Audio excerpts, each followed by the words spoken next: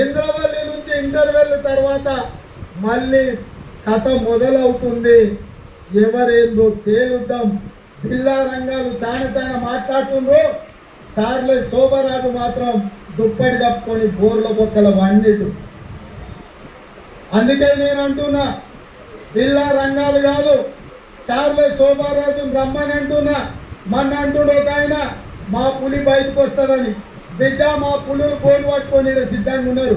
బోర్లు వేసి బోన్లో పెట్టి బొంద పెడతాం. బోను సిద్ధం, రమ్మను మీ పులిని ఏడిందో నేను చెప్పదలుచుకున్నా. అందుకే ఇంతకాలం ముఖ్యమంత్రిగా ఉన్నా కాబట్టి మాట్లాడితే బాగుండదు, పరిపాలన మీద దృష్టి పెడతామనుకున్నా. కానీ మాట్లాడకపోతే పని నడిచేటట్టు లేదు. ఏది పట్టా కాకపోతే అది చెప్తారు. అభ్యర్థులను మారిస్తే మేము ప్రభుత్వం వచ్చేదని మేము అదే చెప్పినాం. నాయన, మీ కుటుంబాన్ని మారిస్తే తప్ప తెలంగాణకు మేలు జరగదని.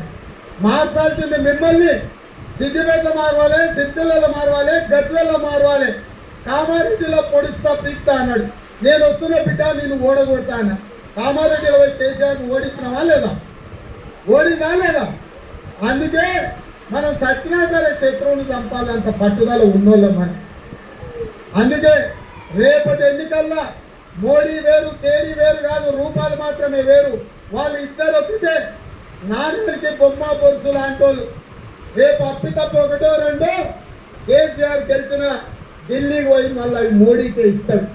ఎందుకంటే మారుపేరగాడు కేసీఆర్, మీకు తెలుసు కదా, మారుపేరగాడు. ఈడ ఒక రూపంలో జమ చేస్తాడు, ఢిల్లీకి పోయి ఇంకొక రూపంలో అమ్ముకుంటాడు. మోడీ కేసీఆర్ వేరు వేరు కాదు, మోడీ మనిషే, మోడీ తాబేదారే. ఈ కేసీఆర్ ఇవాళ మా క్రిస్టియన్ మైనారిటీ, ముస్లిం మైనారిటీ, తెలంగాణ ఉద్యమకారులకు నేను విజ్ఞప్తి చేస్తున్నా. కేసీఆర్ పోడే ప్రతి ఓటు పరోక్షంగా మోడీకి అవుతుంది. బీఆర్ఎస్ చేసే ఓటు మూసీలేసినట్టు అవుతుంది. ఇవాళ ఢిల్లీలో కాంగ్రెస్ జెండా ఎగరాలి, రాహుల్ గాంధీ ప్రధానమంత్రి కావాలి అని అంటే ఈడ 14 ఎంపీలు గెలవాలి. అప్పుడే ఈ దేశంలో మళ్ళీ కాంగ్రెస్ ప్రభుత్వం వస్తుంది. 10 ఏళ్ల నుంచి మోసం చేసిన మోడీని ఓడగొట్టాలి అంటే మనం అందరం కష్టపడాలి. మరి మనం కష్టపడాలి అని అంటే మీరందరూ సహకరించాలి. మిత్రులారా, సిద్ధమా? మరి మీ అందరి తరఫున కేసీఆర్ కు, హరీష్ కు, కేటీఆర్ కు సవాలు విసిరాలా? వచ్చే వారం నుంచి మొదలు పెడతామా? మొదలైనట్టేనా? కేసీఆర్ కాస్కో నీ ఆట మొదలైంది. కొన ఊపిరితో ఉన్నావు. ఆయనతో కూడా నీ పీక విసికే బాధ్యత, నీ పార్టీని బొందబెట్టే బాధ్యత మా వాళ్ళందరూ తీసుకున్నారు.